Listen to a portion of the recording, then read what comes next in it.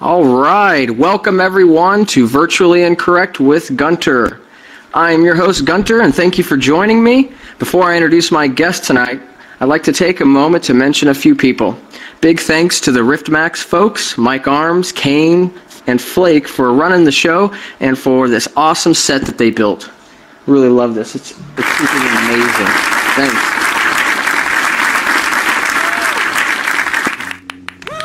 I also want to thank Roger Anthony Essig for allowing me to use his beautiful art seen behind me now. I love it. His art is beautiful, so thanks. And of course, thanks to the guests. Everyone in the virtual audience here with us.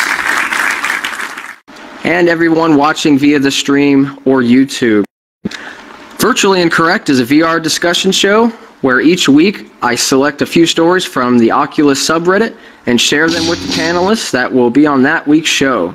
The tone is meant to be semi-serious and have a focus on where VR is and where we want it to go, as well as how VR is being done incorrectly and how we think it should be done right. But don't hesitate to have a bit of fun with this, guys. It's no holds are barred and nothing is off limit. So, thank you. Without further ado, I would love to introduce my great panel of VR developers and personalities. All of them you'll probably be familiar with or from our great VR community. My first guest is moderator of the Oculus subreddit and developer of the Half-Life 2 VR mod, WormSlayer.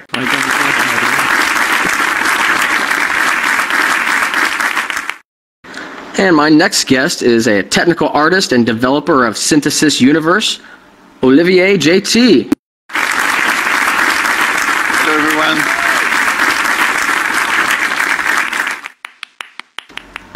And the next guest is the creator of MattStompz, a low-cost foot controller for hands-free virtual reality, MattStompz. What's going on?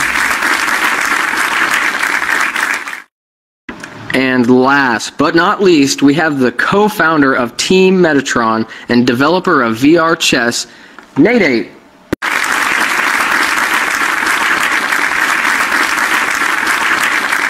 Pleasure to be here. All right. So I hope everyone is ready to have a good time. Grab your drink and let's discuss VR.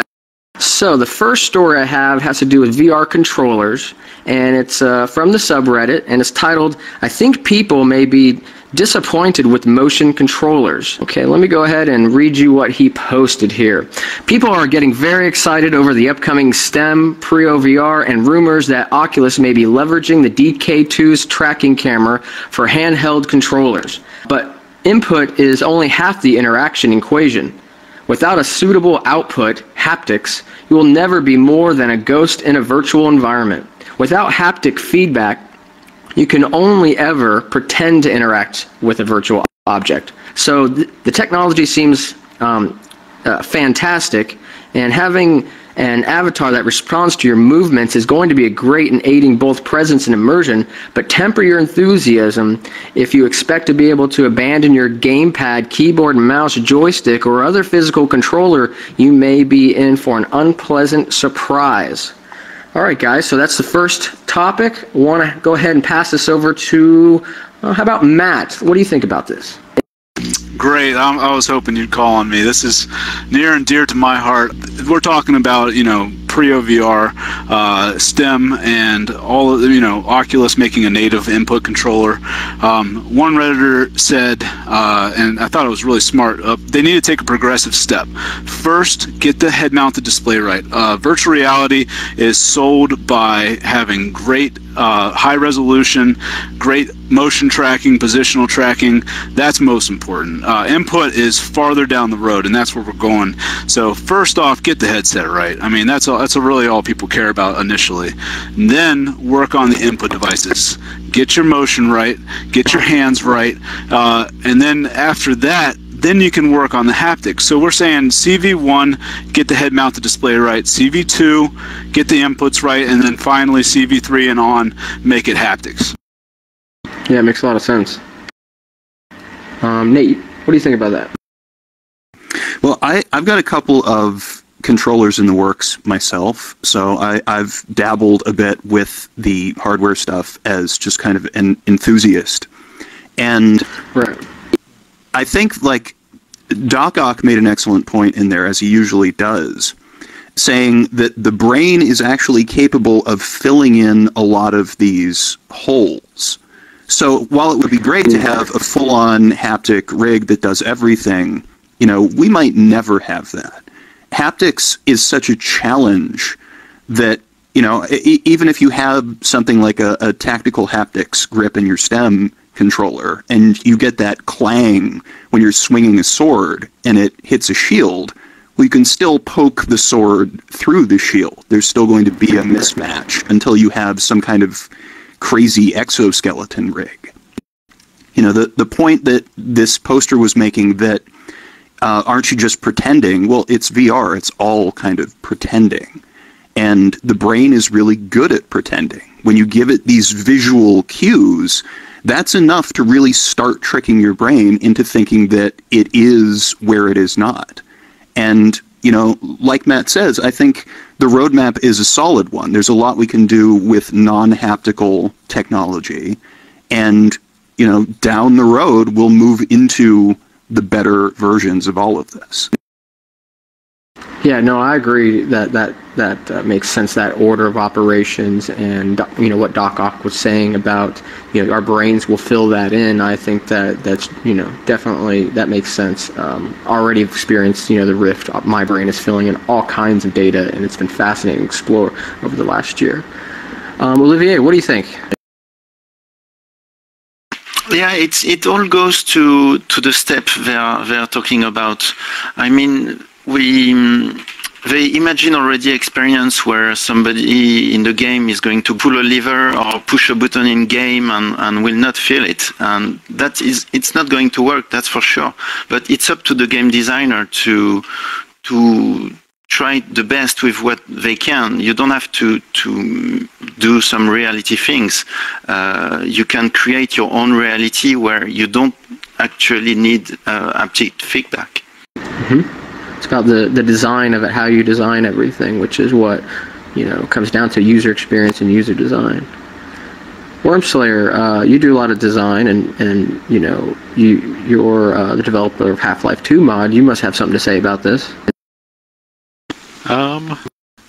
Yeah, I mean, these guys, they've already made a lot of good points here, but obviously we're big fans of haptic feedback. We were talking with the tactical haptics guys about adding support for their hardware in the Half-Life VR mod. It's awesome. But unfortunately that Kickstarter didn't succeed, so that's kind of on hold now. We're waiting to see what they do. And I'm pretty sure we'll do something, and I will certainly throw my money at that. Absolutely. Yeah, tech. Yeah, I think that Nate here was absolutely right. I mean, when it comes down to it, if you want good haptics, you're going to be suspended from the ceiling like a puppet, wearing just a ton of metal, and that's the only real way that you're going to get that great, you know, haptical feedback. And it's going to look like a torture device, really. That's all you're hoping for. So that's great. Speculation's awesome. People can wish as much as they want to, but when it comes down to it, being realistic, especially here in the early days, that's the most important thing. Yeah, maybe we'll save those big, huge rigs like that where you're suspended from the ceiling for porn. I think that would be a good application. I think Japan's already on it. Really? I wouldn't doubt it. All right, so there was a couple Gunter, comments. if I may add. Yeah, sure. You know, it's we are designing, it's a new reality. I mean, we all experienced Tuscany demo first without Hydra, and it was really cool. Yeah. Then we get our hands, and it was like a renewal. We could enjoy playing with the basketball or the baseball, and it's really something really cool. But I mean, we as a game designer, we have to make a new language. Like in the comment, the guy is saying like, how do you feel if it's heavy or light? In terms of game design, you can choose the language, saying, okay, if it's heavy, then you need 2 arms. If it's light, you need just 1 arm. Everybody needs to have a kind of language and communication. The first thing I really enjoy, and haptic is too early. First, it's so much fun just to have our body inside VR. Look, right now, everybody, we have Hydra and we have fun just with hands. I cannot imagine in July when we are going to have just our body inside. Just that is going to be a really cool step. And if I can I'm really excited about that. To echo that, as enthusiasts, yes, you probably should tamp your expectations somewhat. Okay, the people who show up in the subreddit and say, you know, I want to play Sword Art Online. Well, yeah, so do we. And, you know, Sword Art Online was set in what, like 2024 or something? That's maybe realistic. As developers, I think it's very important to understand what the limitations of the current generation of technology are and play to them, not fight them, right? Like, if you're a developer, do yourself a favor and go in and put a raycasting laser dot in whatever engine you're using, and just look around an environment that you've built with a little dot and imagine what you can build, like what kind of game or experience you can build without any other controller than just the HMD. Okay, we're not going to have these crazy haptic rigs for a long time, if ever, but the technology that we do have is kind of amazing, and there is tons of stuff that we can do with it. So go right there first. Yeah, absolutely. We're going to have body language in 2 months. That's going to be so amazing in multiplayer first. I can't wait. You know, here I am doing a show inside of virtual reality, and I can, you know, do this with you. We have bodies. It feels like you're here with me. There's positional audio. There's all kinds of stuff. Being able to suit up with pre-OVR and take it to another level, super exciting for sure. I wanted to read just a quick comment from Everyday VR, one of our good friends. He posted a comment there. Having played games like Half-Life 2 VR and Oculus Maximus and Crashland with the Rift Hydra, and that provide true one-to-one mapping of your hands, I can definitely say it adds a lot more to the experience. In fact, I would go so far as to say that even if you have no ability to use your hands to interact with anything at all, just being able to move them and see them where you expect them to be effectively resolves one of the big immersion breakers with the Rift. Virtual hands are also very effective in VR social applications for conveying a variety of body language. Haptics are important for the future, but motion controls are still very useful without them, which is exactly what you guys just said. Yeah, absolutely. So that's doing it right, I would say. All right, why don't we go ahead and move on to the next discussion. Titled Controller Discussion, Are Advanced Haptics a Day One Requirement? So it's still more haptics, same tune. I guess I might be beating a horse to death here, so we can blow past this if it's a little bit too boring. But it was posted by Zalo, and says, since today seems to be the controller day, let me throw this out to you all. Are advanced haptics above and beyond Rumble a day one requirement? We've already answered that. I'm of the opinion that Rumble is fairly useless for, unfortunately, it's perceived as a basic requirement for controllers these days. I'm of the opinion that a solid, fast, accurate controller would work just fine without haptics. So it looks like, you know, this other topic really is leading right into that, and you know, I'm not sure if we really need to go further into that. Did you guys read that story and, you know, have any other thoughts on that, or basically we covered it? I would actually kind of like to hijack this and twist it a little bit. Let's do it. A form of haptics, I guess, in a way, and a controller that I have cared about for a long time, and I know Matt in particular really cares about, is foot control. I think that that's something that we haven't really explored fully, and I'd like to know, because in my eyes, having the feedback from pushing on some kind of foot controller or using like the stomps, actually lifting your legs up and walking around, that is a kind of haptics, because you are getting feedback from your foot pushing on the ground. You are getting feedback from your actual body. And I'm curious to know what the panel thinks about how necessary foot control is, whether it be some device that we already have seen, one that we can only imagine, how like the Omni and the virtualizer fit into this. That would be my question tying into all that. Okay, well, we know that Matt has a lot to say about this, so I'm going to go to him last, and I'm going to start this with Worm. Okay, well, we're planning on supporting the Virtuix Omni in our Half-Life mod, so we're definitely interested in the whole question of foot input, as it were. Great.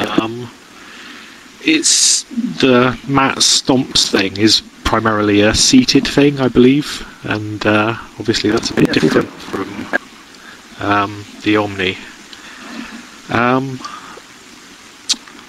Personally, I think ideally you want to be standing for any experience where your avatar is standing in the VR world. It helps with the sort of cognitive dissonance of not matching up with your body position and stuff. That makes sense, absolutely. A lot of times when I was doing other Riftmax things and I was standing, I wanted to stand. Here I've got a nice cushy chair, and so it feels real and it feels appropriate, and I like it a lot. So I could see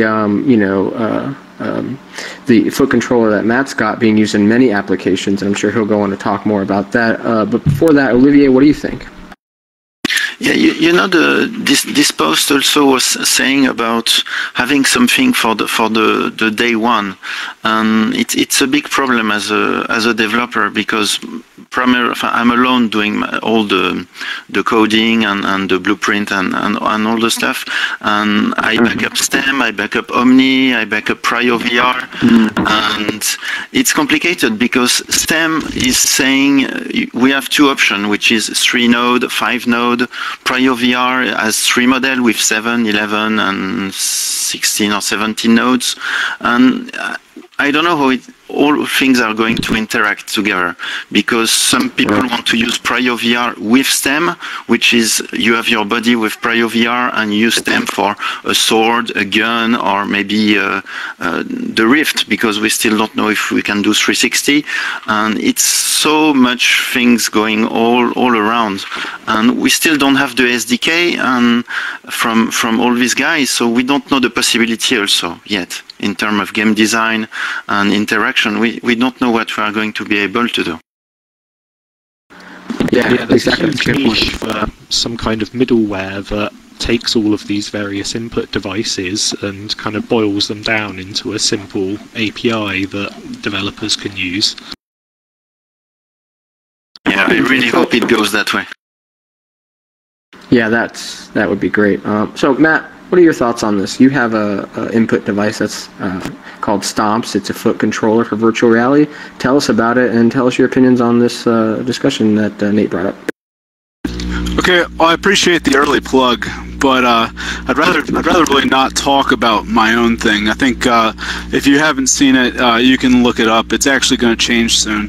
What I'd like to talk about is the Omni and the Cyber. It was a great segue that you gave, Nate, because I really don't think that I want to be in a baby walker as an adult running around inside of my environment. So Cybereth did it a little bit better than the Omni did, where you have the option to sit down. That's key. The Omni, the bars get in the way Every time, I'm sure if you're swinging your sword around in the virtual reality, you're going to break a forearm or a wrist. So that's another issue. But it is crucial.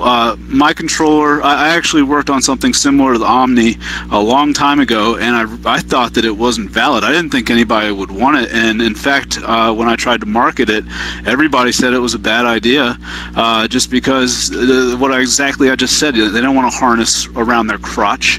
Who wants to be wrapped up, with their dick pressed against their leg, excuse me, but I really don't. So, that's a concern. Mine was, Olivier, he's got a big one. So, my problem was I didn't want to. I wanted to get away from that, and that's kind of where mine came from. That was the genesis of Stomps. Was how can I allow people to walk around in these environments without constraining them inside of that horrible structure? So that was kind of my idea. Interesting. It's a problem. It really is a problem, though. How to run around inside your virtual reality without smack bang running into a wall and breaking your nose. Yeah, I think we need big warehouse-sized rooms so we can have a big space to do redirected walking in and just do it for real holodeck style. Yeah, but again, then you want to be able to sit down also, and how are you going to sit down at that point? That's another problem. So I don't know. I think I have a solution, but I'm sure it's the ideal, but it's not realistic yet, is it? That's true. So I think the chair strapped to your ass. You can strap a chair to your back. Yeah, I kind of put something on Reddit. That was mine. Yeah, I put something on there for just basically a stripper pole that you slid around, and it kept you upright. Yeah, that's the one. Yeah. I sometimes think of the level of VR right now as being very infantile, and that our vision, we're kind of waking up, and our vision's going to continue to open up and get clearer, and that maybe the Omni baby bumping, sitting in that thing kind of makes sense right now, that we do need to be kind of controlled and restrained if we want that kind of pleasure. But we also do have a chair. Maybe we want an Omni and a Stomps, depending on the experience we want to work at. And I mean, that means people are buying a lot of things, and I don't think all of that's perfect for consumers, but it's definitely a lot of people I think will try that out and see what works best and see what what's going on. All right, so shall we move on to the next topic? If I can just say one more thing here, I think that the Omni in particular is going to wind up like the Wii fitness board, the balance board, just used occasionally after it had originally been purchased and then stuffed into a closet somewhere because it's just not an ideal experience. I think the Wii balance boards might actually come out of the closets because people are going to be able to use them seated or standing as just kind of a way to get another data point in whatever engine they're using, right? Like, you don't need to be running around using the balance board. It's going to become a VR peripheral, I think, and things like these slide mill controllers like the Omni, I'm glad people are excited about them, and I'm betting the first-party games are really good. Like the thing that Virtuix is actually putting together for the Omni is probably going to be a lot of fun. I don't know if other things are going to be fun. Yeah, I would like to talk about that and hijack that just real quick, because I don't think the Wii balance board is really going to come out of the closet. And for another whole discussion, which is, why is this a desktop toy? Why is the HMD seated with a keyboard? I hate it. It should be a 360-degree experience. I should be able to look all the way around me and move all the way around, which is one of the benefits of the Omni and the Cyberith, is it turns it into a completely immersive environment. With the Wii, there's no way to make that a 360-degree device. But please note, if you try to be a 360-degree device, you are essentially not using Oculus's first-party positional tracking solution, Okay, they're only going to give you one camera that works out of the box, and maybe people will hack up multi-camera rigs. But when you are saying, I demand to play this particular thing 360, you're also saying, well, I guess I also am not going to have positional tracking for the head. And if you're running around, I think that might present a usability problem. You know, that might make people sicker than not having it just seated in a chair. Yeah, true. All right, let's see what else we got on the agenda. Next topic, I thought this was really interesting, and it's a little bit change in tone, and it's how the Oculus Rift helped Roberta Furstenberg battle cancer. Have you guys seen this one? Of course you have. Yeah, I remember this from when it happened. Exactly. Posted by Lunny Alex Ditt, and it's an article from theriftarcade.com. And I'll try to read this faster so it's not so boring. Here we go. By the end of 2013, Roberta Furstenberg was losing her battle with cancer. After several months of radiation therapy and chemotherapy, she was told that the treatments were no longer effective. It was around that time that her daughter, Priscilla, a 2D and 3D game artist, moved in to help take care of her. Priscilla decided to record her grandmother's most cherished memories and stories. One night, Roberta revealed that an unusual dream she'd had where a future time-traveling version of Priscilla and her sister came to visit. They promised to take Roberta back into the future and cure her cancer using a time-traveling chair that would also enable her to explore and see the world once again. Roberta remarked how she missed the outside world, in particular how she could no longer step into her own yard. Her favorite pastime was caring for her garden. The next day, she found herself debating the next generation of consoles and her coworkers. Priscilla argued in her favor of the Oculus Rift. As I brought up more and more points about the Rift, it suddenly clicked that there might well have been a literal light bulb above her head. That night, I went out and on a limb and emailed the Oculus support and asked them for a Rift, and basically they were able to get her a Rift, and she was able to experience some outside scenery, Tuscany and all of that, and it was very beautiful. Now, you guys are familiar with the story. I'd like to hear your thoughts on this kind of application, and I'll start with Matt. Okay, well, I've actually heard similar stories to this and just treatment of people with virtual reality. And basically, as far as pain levels goes, there's a threshold. The brain can only handle so much input. So after there is so much stimulus to the brain, positive or negative, it just cuts off the rest. So Howard Rose, he's the creator of, I think it's First Hand. He was talking about how they used it on burn victims while during physical therapy. Basically, they just put them into the Rift. It's so much stimulus, so much immersion that the brain, it just can't handle the whole amount of signals, and so it lessens the pain. And two, it tries and plugs in the environment that you're currently in to the pain. So if you're being attacked by, in that snow world's case, snowballs being thrown by these snowmen, every time that they move your burned arm, you get struck by a snowball in that area, you think that it's the snowman's fault, and then you start wailing on them with your own snowballs.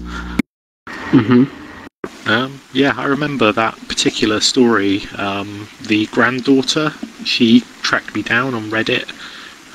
Really? I commented on a YouTube video saying, hey, you should get the Oculus Street View app and show your grandmother. Yes. And it turns out that the Street View car had driven past her house while the woman had been in her garden. And yeah, apparently she really enjoyed seeing her garden and her old dog and stuff. It was right, what's the coincidence that before she was gardening her dog and she turns around, sees the Google car run by, takes a picture, and that's what's there. And I don't think she had a clue that it was there, but in the Google Street View, yeah, she gets to see that. Yeah, that was pretty cool. VR mode, yeah. She was a little sad about it, I remember reading, which, I can understand. The dog was not alive anymore and all that. But bittersweet things, isn't it? Yeah, I'm sure she still was happy to have done it, for sure. Olivier, did you catch that story? Yeah, I catch that story, but exactly what say about the penguin and the fire, the processing power of the brain. It's very interesting stuff. But it opened also some people are trying to treat PTSD for a long time using VR and arachnophobia and all that stuff. And it's very cool that today these guys, it was in a lab or in a psychotherapy and a little bit far away from everybody, but it's so cool that today we as users and regular people can enjoy the possibility that VR is going to give us, which is it's opening really new worlds to creation, and it can open the past for some other people who you record some stuff and you travel, and it's really, really nice. Yeah, absolutely. I can think of another, these are like tools now. We're talking about helping people or, and helping make them, better. So one of the things that I liked was that speaking demo, and I had to get out there in front of the crowd, the virtual crowd that was all moving in random ways, and had the bright lights on me. I loved that because they were really bright and I felt it. And then there's some teleprompters, and I had to read what came through, which was the story of why this person developed it. So I thought that was creative, and I very much enjoyed reading that story. But I was nervous. And there was nobody there, and some people that's not they don't get nervous, but for people that do, I think that was a perfect way to practice. It's a tool. You certainly could use it. I don't know if much has been worked on with that since then. I haven't checked back in, but that was a great tool, and I think that kind of I like thinking about what VR can do as far as tools go. Anybody else have any thoughts on that? Nate? I do. I think that anyone who believes that VR is primarily going to be remembered as like a gaming platform, and I say remembered, I think VR, once it is established, doesn't go away. I think it filters into so many elements and reshapes so many industries that I think medicine, as a really good example, is something that could be transformed in every way, from every angle. Yeah. Okay, you can have doctors walking through a patient's virtual body to diagnose them. You can have a VR or AR system in the operating room, assisting the doctors with a surgery. While the patient is convalescing, you can have a VR rig on their head because, like Matt says, he hates that it's a seated experience right now. Well, if you're in a hospital bed for 6 months, I don't think you really care that you can't run around in an Omni or something. Sure. So it's, there are huge challenges in each one of those. And it's going to be really interesting to see how all of that rolls out. But I think, 10, 20 years down the road, there isn't much in the world that couldn't at least be affected by VR in some way. Real quick, Nate, I'm a huge advocate of the seated experience. Just wanted to throw that in there. Right. Yeah, absolutely. I think a lot of us, what Worm, you were saying, depends. If the game is standing, then you need to be standing. But if it's a seated cockpit type, experience, then it should be seated. And I think it makes sense. I mean, the best practice guides talk about, to start the seated experience. I think that makes sense. This is a seated experience essentially right now, and it's working quite well. I'm not getting sick, but I don't think I'm a good test subject because I've been in these things for too many hours. On the doctor thing, I just made me think of like Watson, that like Jeopardy computer, and now they want to use it in the medical field. Basically having a virtual doctor that you visit too, like to talk with in this sort of VR, and you tell them what's up, and they give you a decent, feedback. I don't know why right now you need to go into VR to do that, but I could see that happening, and there'd be more reasons. Maybe, again, it's measuring you with virtual your gear basically to help get more data, and then you can get diagnosis from virtual Watson. So you can help the hypochondriacs, right? Like people who go on WebMD all the time and worry about how they've got every kind of disease. Now they can do it in VR. Yeah, I'd like to speak on that for a second. One of the cool things that I've seen is an overlay where they put all of the sensors on your own body, your heart sensor. They even take an MRI of your brain, and you can watch your synapses fire. And then they let you experience it from the first person. You look down at your torso that's, skin's been removed. You can watch all of your organs, and it makes you focus on the body, your heartbeat, and your health. And I'd imagine that's very disturbing to see, but it seems pretty cool, like a good idea, to let you actually be health conscious by viewing your body and what might be wrong with you. That does sound cool. Basically, VR is just the ultimate, extension for humanity, in my opinion. It's just, we will be able to take everything that we do, extend it into VR, at least for prototyping purposes, and do a lot of things that we couldn't, have superpowers, that sort of thing. So here we are, people across the world in our audience, and our guest panel. We have the UK, we have France, we have California, West Coast, yep, California, East Coast, Japan, and we have Japan here, and more. So that's a huge extension. I mean, the internet gives us that, but now I feel like I'm around you guys, and we're having a show now, so it's pretty rad. All right, next topic. This is kind of an old one that I had laying around, but I wanted to talk about Technolust and the Kickstarter. So what do you guys think about it, and how excited are you? It's cool. Yeah. It's awesome. What parts did you like about it? What blew your mind, or kind of blew my mind? Well, I've always been a huge fan of sci-fi and cyberpunk and that kind of thing, and even though it's still a relatively rough demo with placeholder art and stuff, they've captured the feel of it very well. The whole sort of future corporate reality was very convincing, very well woven. I think it was Riath who posted a topic that was at least tangentially about Technolust, asking, are we going to see a resurgence in old-style adventure gaming? I've had some conversations with people about, I can't even remember exactly what they're called in Japan, but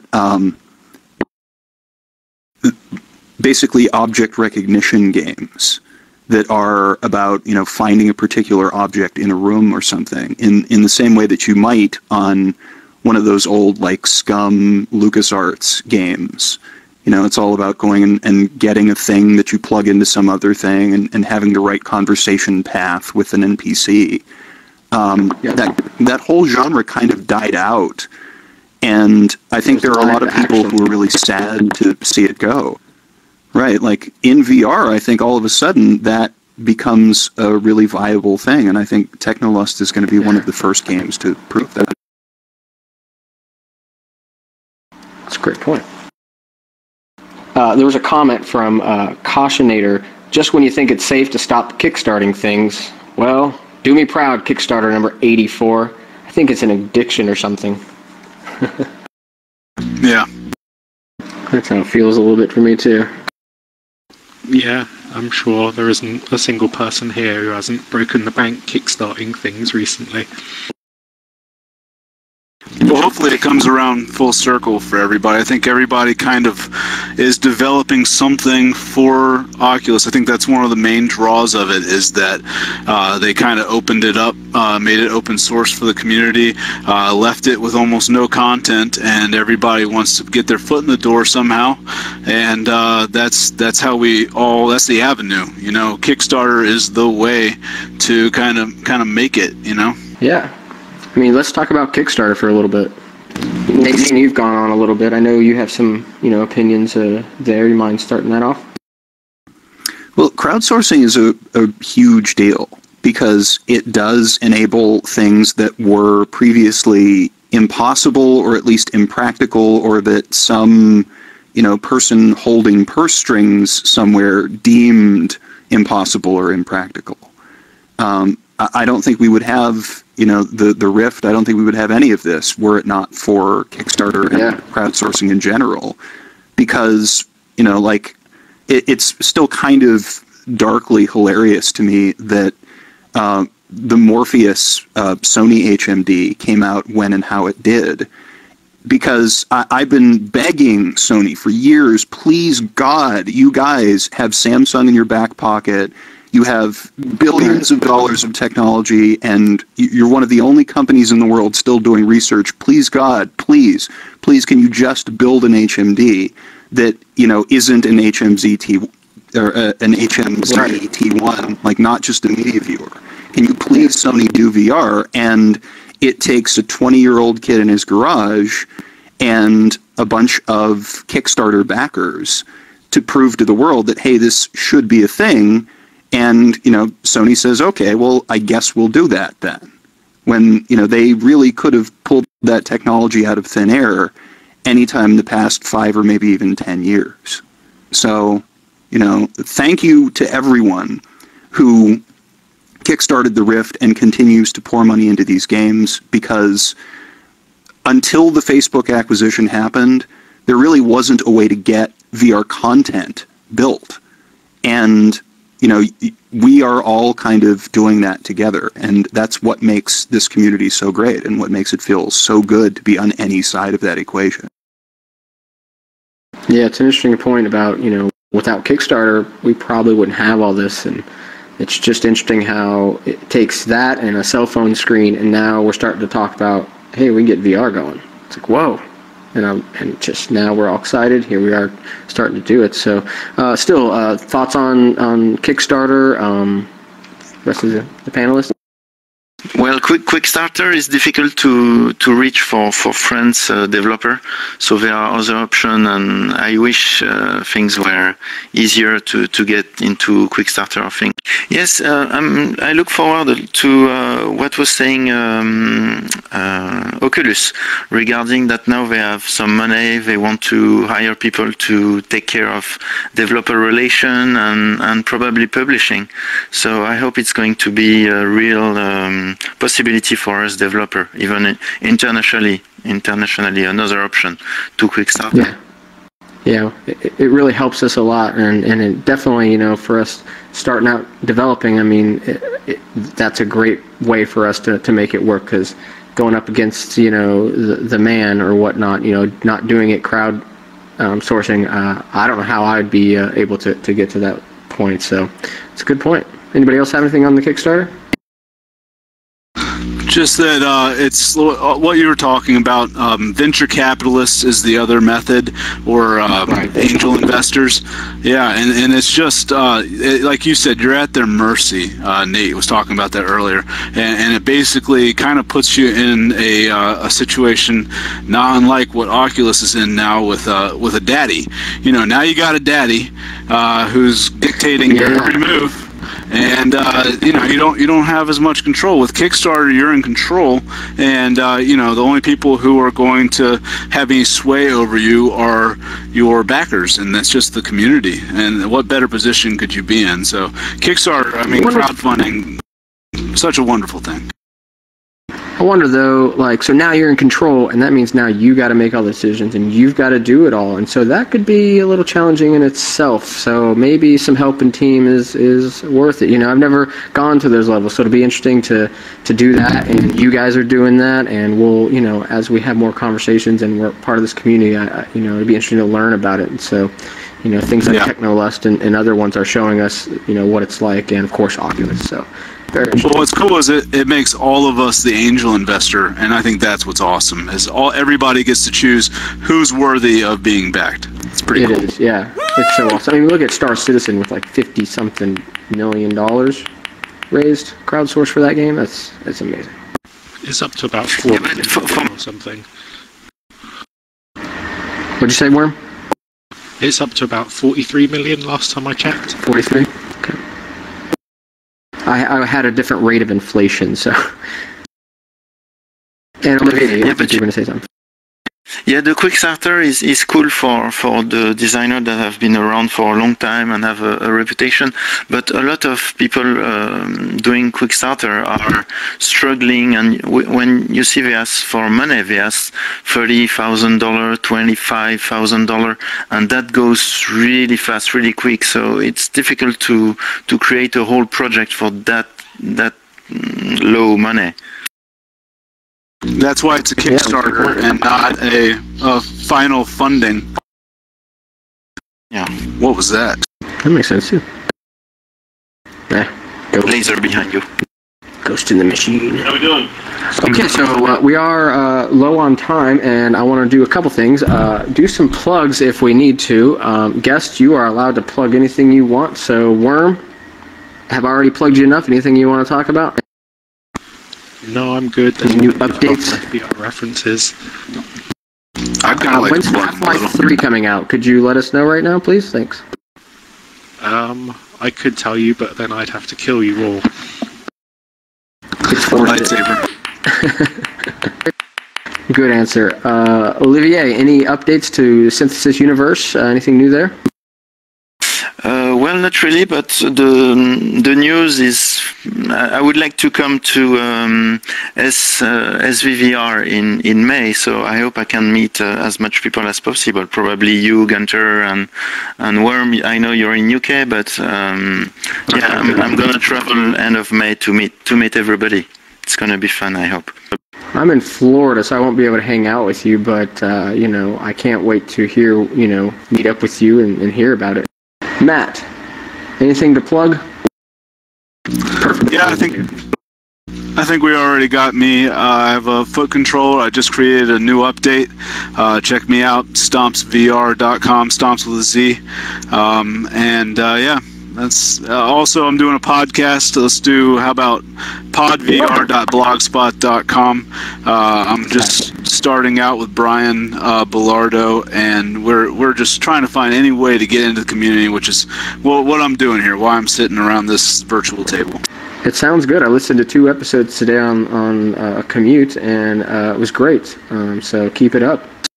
Thanks, man. And last but not least, Nate, what do you got to plug?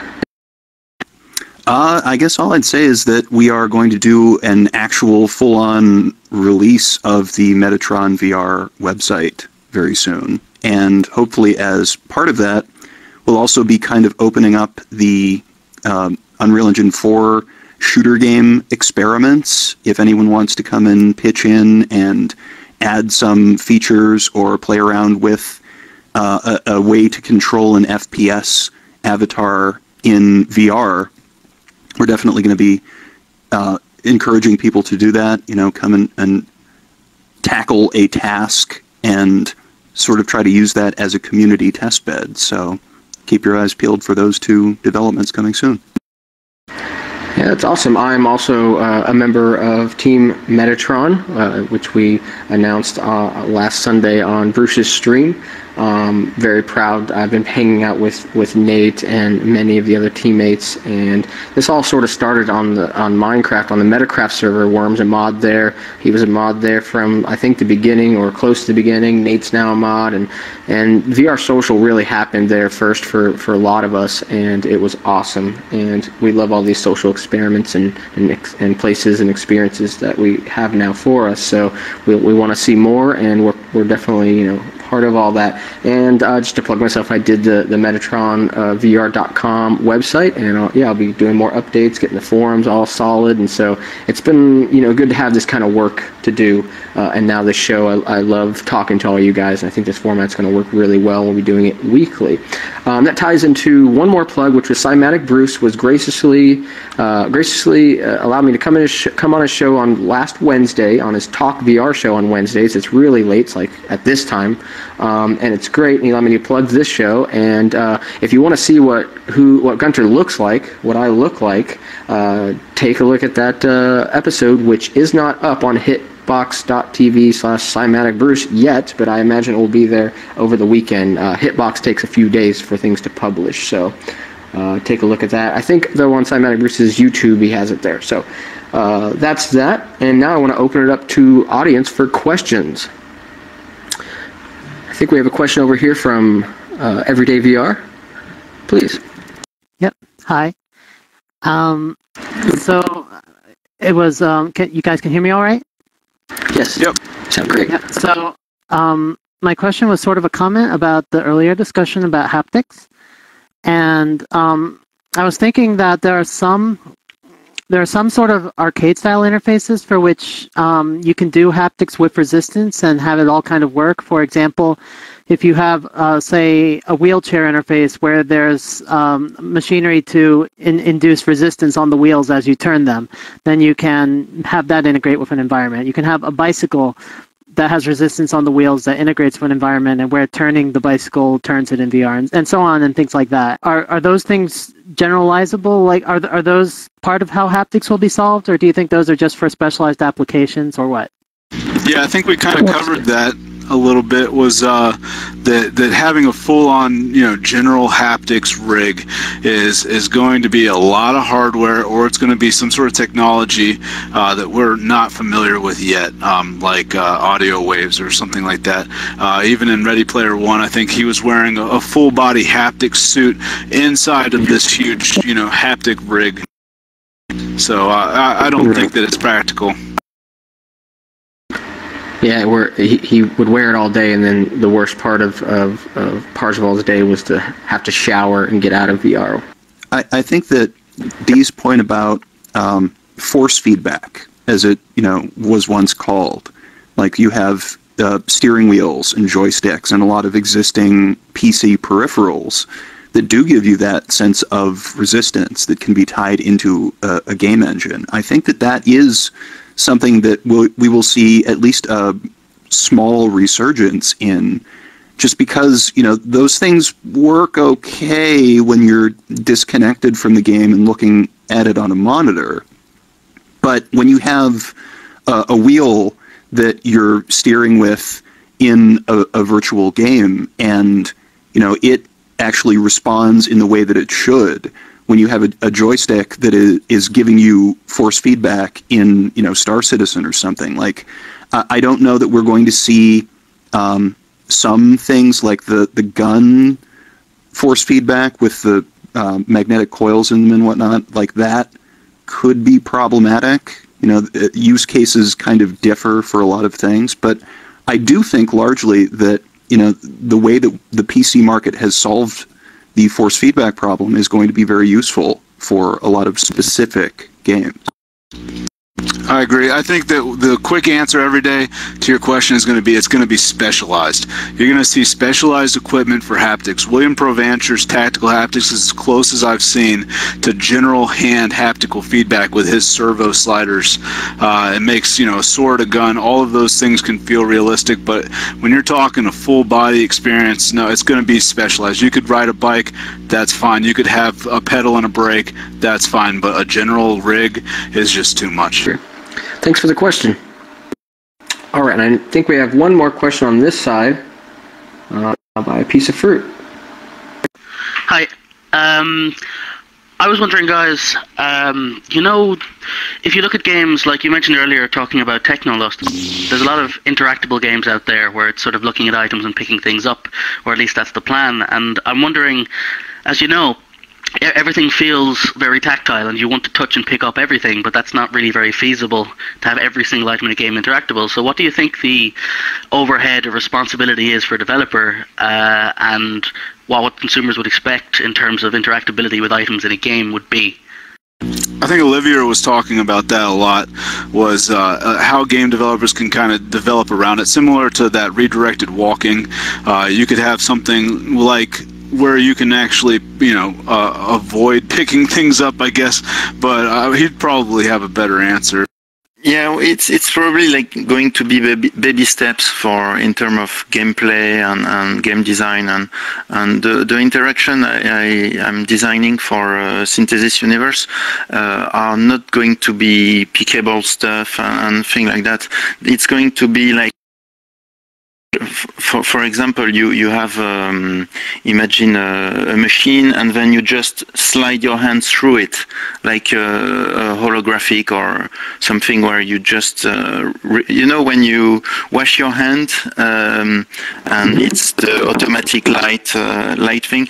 I'm moving toward that kind of gameplay. Just turns on.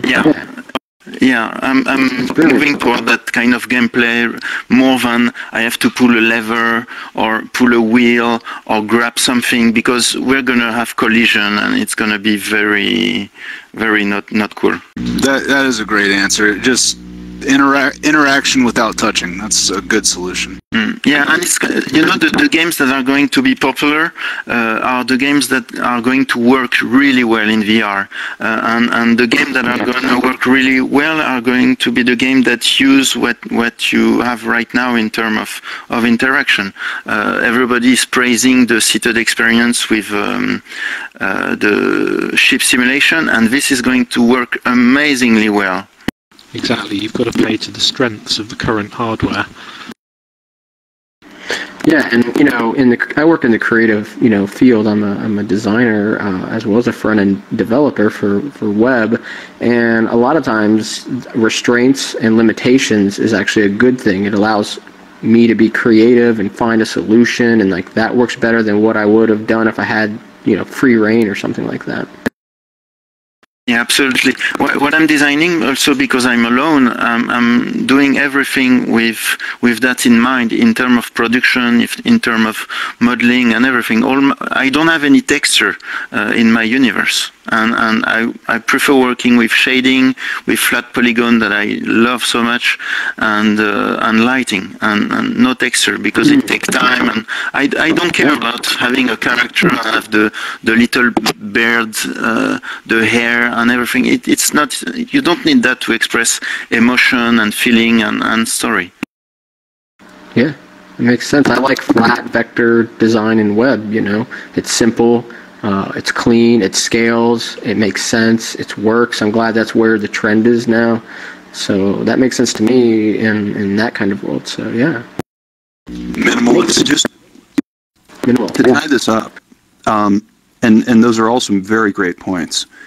I think to directly answer a Piece of Fruit's question, what people will expect from a game that is all about interacting with an environment is they will expect full interaction. They'll expect everything in that world to be a thing that they can pick up, and a can is something that they can crush in their hand. And whenever you encounter something in a virtual world that doesn't interact in the way that you expect it to, your immersion can be immediately broken by that. So it's definitely a challenge, particularly because of what Olivier is saying, that when you're just a solo developer, trying to add interactivity to every element in your world is pretty much impossible.